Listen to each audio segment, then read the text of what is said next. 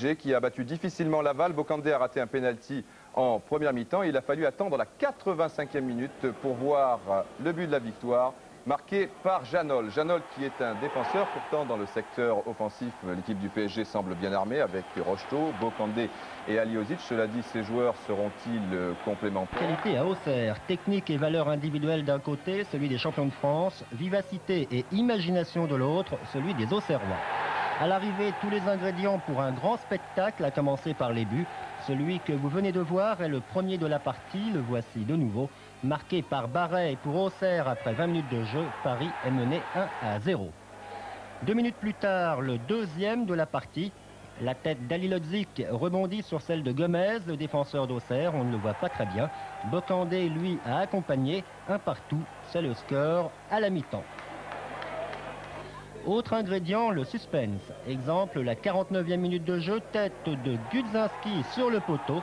Pas de chance Auxerre, bien joué Batz sur ce deuxième tir. Troisième chance avec un centre de Perdriau, mais en fait, c'est aux Parisiens qu'elle va profiter. La contre-attaque se développe rapidement et dans 20 secondes, le Paris Saint-Germain, au lieu d'être mené 2-1, mènera sur ce même score. Bocandé, Alilodzik, Suzik. De nouveau Bocandé, puis Ayash. Bocandé, il pivote. Résultat, le Paris Saint-Germain gagne 2-1 et Auxerre n'a vraiment pas de réussite. En première période déjà, les Auxerrois par Bursa avec une première fois tiré sur le poteau. Début gardé par Joël Batz. Je crois que le match ressemble un petit peu à celui de la saison passée. Je crois que Auxerre a été très combatif et c'est vrai que par moments on a eu très chaud, mais je crois que avant tout pour nous c'est le résultat qui est extrêmement positif et c'est ce qui est très important pour nous ce soir. Vous avez eu de la chance également? Mais je crois que dans chaque match il en faut de la chance, il faut savoir la saisir et je crois que c'est ce qu'on a fait. On a su réagir à des moments importants et bon, c'est nous qui remportons le match et c'est pas illogique. Enfin, dernier ingrédient, les occasions de but. Presque toutes furent pour Auxerre, comme ici où Cantona rate, comme on dit, l'immanquable. Nous étions en première période, comme sur cette autre occasion, moins heureux que sur l'action précédente. Batz relâche et les Parisiens, une fois encore, s'en sortent bien. Enfin, alors que Paris menait par 2-1, Auxerre aurait encore pu égaliser en fin de match. Tête de Gudzinski au-dessus et à l'origine. Un centre de Géraldès. Les Princes en dépit d'un début de saison plutôt moyen du Paris Saint-Germain. 2 avertissements seulement, mais un match plutôt musclé si l'on en juge par l'état des maillots de Marini et Bouquet. À moins que les maillots brestois ne soient vraiment pas solides. Une rencontre en tout cas où les choses n'ont pas traîné, puisqu'après 8 minutes de jeu, les Parisiens ouvrent la marque sur cette montée de Xuereb. Polagnoc prolonge pour Alilodzik. Seul à l'entrée des 18 mètres, il aime bien cette position, le Yougoslave, et ça fait 1-0 pour le PSG. Le PSG qui aura même dû mener 2-0 quelques minutes plus tard si l'autre Yougoslave, Safet Suzik, avait été plus heureux.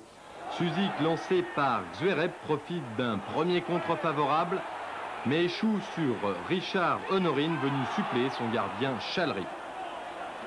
Durant toute la première période, les Brestois se montrent dangereux sur contre-attaque, grâce notamment à Gérard Bucher, auteur d'une superbe reprise de volée. Bucher qui semble bien avoir digéré son demi-échec de mardi avec l'équipe de France. Quand on commence une première sélection par une défaite, puis on n'a pas été trop bon. Moi personnellement j'étais moyen et puis pratiquement toute l'équipe à part 1 ou 2 joueurs, on est quand même déçus. Et ce soir vous avez subi le contre-coup? Non, ce soir j'ai pas pensé du tout à l'équipe de France. Moi l'équipe de France c'est une chose, le championnat c'est une autre. Et je me dois de flamber avec mon club pour revenir le plus rapidement en équipe de France. Revenir en équipe de France, c'est également le vœu de Daniel Xuereb, qu'on a beaucoup vu durant 45 minutes. Xuereb, auteur d'une superbe reprise de volée qui passe de peu au-dessus. Bien rythmée, cette première période restera passionnante jusqu'au bout avec des occasions de part et d'autre, la plus belle pour Pascal Marini qui trouve le petit filet. Dommage pour Brest car après la pause, le rythme va considérablement baisser et les seules occasions de but seront parisiennes. Mais l'attaque du PSG n'est pas dans un grand jour et Bocandé échoue sur Julio César. Un véritable rock, le meilleur homme du match, mais ça nous le verrons plus tard. Alors que, côté parisien, le meilleur joueur aura été Safet Suzik, qui en 2 ou 3 occasions nous fait admirer son accélération ici. Il prend de vitesse toute la défense, mais tire de très peu au-dessus. Maladroit et aussi malchanceux, les Parisiens remportent donc un nouveau succès étriqué sur leur pelouse. 1-0, c'était le minimum pour que la confiance reste dans le camp parisien. On a des difficultés à l'heure actuelle, l'amalgame se fait moins rapidement que la saison précédente, mais moi personnellement je ne suis pas inquiet parce qu'on a une équipe de très bons joueurs, et quand on a une équipe de très bons joueurs, on finit toujours par se trouver sur le terrain. À partir de là, je crois qu'il faut être patient et ça viendra tout seul. Surtout en première mi-temps, et finalement avantage pour Paris Saint-Germain grâce à qui? Grâce à Fernandez, qui n'était pas dans un grand jour et bien loin de son meilleur niveau. 1-0 donc, victoire du Paris Saint-Germain. Revanche pour Marseille en bleu, victime au Parc des Princes du renouveau du Paris Saint-Germain. En fin de match, c'est d'abord Omar Séné qui trompe Joseph-Antoine Bell. Une remise de la tête signée Jules Bocandé et un petit gris-gris de Séné qui se rappelle sans doute de l'exploit de Rabat Madjer cette semaine. Et à la dernière minute du match, ce sont toujours les Parisiens qui vont marquer un but grâce à un slalom et exploit personnel de Safet Suzik.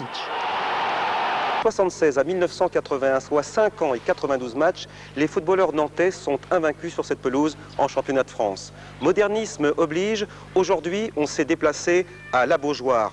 Nantes n'y a pas encore trouvé ses marques puisqu'en 18 mois, 3 équipes visiteuses se sont déjà imposées ici. Aujourd'hui, le visiteur n'est pas tout à fait comme les autres. Il s'agit du Paris Saint-Germain avec dans ses rangs Ali Lodzik, Ayache, Bibar ou Poulain, des joueurs qui ont un point commun, ils ont tous fait partie de la famille nantaise. Des fois, je ferai attention, mais vous savez, c'est un match. En ce moment, on a besoin de points, comme le FC Nantes, alors je crois qu'on ne fera pas trop de cadeaux. Pour ce match de déçus européens, le champion de France joue sans Rocheteau et Nantes est toujours privé de Garande, Leroux et Amis, remplacés par des moins de 20 ans, des garçons, je le précise, Didier et Thierry. Du coup, bien sûr, il faut un chef d'orchestre et un soliste, et c'est Burruchaga. Et l'on remarque d'entrée que c'est Marcel Desailly, 18 ans depuis quelques jours, qui joue les chiens bergers sur Ali Lodzik, 34 ans. J'ai craint un petit peu au départ, oui, que il y allait y avoir on allait se frictionner un petit peu, mais non, il y a rien eu du tout. Il a été très correct, oui, envers moi, et puis moi, de toute manière, j'ai été pareil.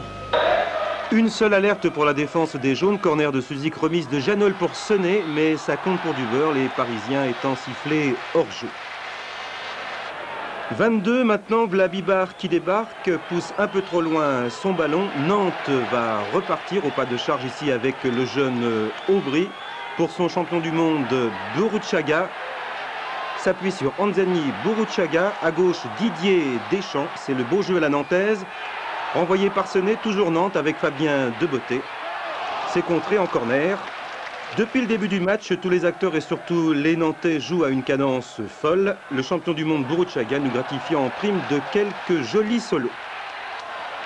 Pas de véritable occasion en tout cas, mais du spectacle. Et malgré le 0-0 à la mi-temps, un fol espoir côté jaune et vert qui vont essayer de concrétiser ici avec au départ Orlarticochea, Brasigliano à nouveau pour son Argentin sur Batz. La menace nantaise se fait lourde, mais le PSG va attendre son heure. Elle survient sur ce corner à la 65e minute avec Suzik, tête de Poulain, tête d'Ali Lodzik et retête de Xuereb, 1-0, 64e minute. Avec sur cette action Ali Lodzik mais surtout 4 Nantais et Xuereb à droite qui débarque et qui jaillit. La suite du schéma, vous la connaissez, vous la devinez, domination nantaise mais une balle de 2-0 pour l'ami Jules Bocandé. Bertrand Demann voit 36 chandelles, 1-0 pour le visiteur, mais à la Beaujoire, un soir, les cieux, bien sûr, deviendront plus cléments.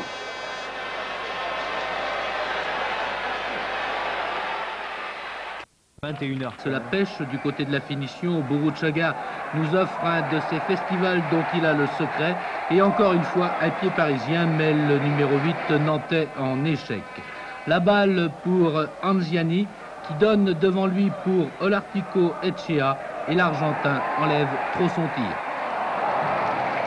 La défense nantaise s'est montrée de son côté très vigilante, peu de danger pour les buts de Bertrand Demann, un centre de Suzik, Xuereb met directement le ballon dans les bras de Jean-Paul Bertrandemann. 0-0 à la mi-temps. Et des Nantais qui attaquent toujours. Brasigliano, Olartico, Etxea en démonstration et un arrêt de Joël Batz.